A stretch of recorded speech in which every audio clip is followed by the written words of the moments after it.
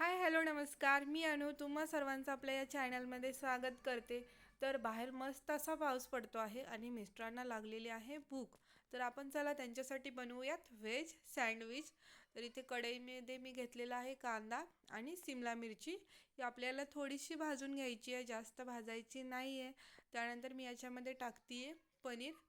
थोडंसं हे टॉसअप करून घ्यायचं आणि याच्यामध्ये टाकूयात शेजवान चटणी आणि आपला टोमॅटो केचप आणि गॅस बंद करून ठेवायचा आहे आपल्याला. त्यानंतर मी ब्रेड घेतलेला आहे, ब्रेडवरती टाकणार आहे शेजवान चटणी. बघा अशी व्यवस्थित आपल्याला स्प्रेड करून घ्यायची आहे.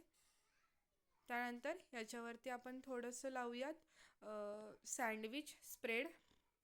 याने आपल्या सँडविचला मस्त अशी टेस्ट येईल. त्यानंतर आपण जो मसाला बनवून घेतलेला आहे पनीरचा तो याच्यावरती घालूयात. तर इथे मी थोडेसे व्हेजिटेबलसुद्धा चॉप करून घेतलेले आहेत, जसे की टोमॅटो, काकडी, कांदा याच्यावरती ठेवून घेऊयात.